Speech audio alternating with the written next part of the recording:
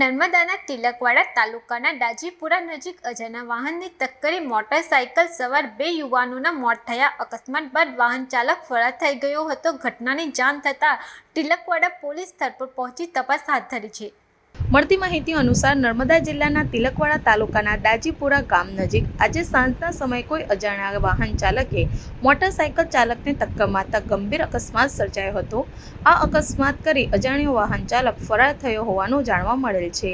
જોકે આ અકસ્માતમાં ચુરેશ્વર ગામના સંજયભાઈ વસાવાનું ઘટના સ્થળ પર કરુણ મોત થયું હોવાનું જાણવા મળેલ છે.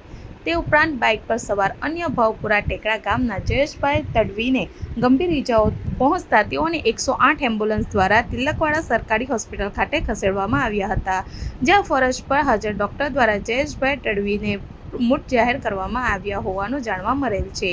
આ ગંભીર અકસ્માતમાં વિસ્તારના બે યુવાનોનો અચાનક કરુણ મોત થતાં સમગ્ર પંથકમાં શોકનો માહોલ છવાયો છે.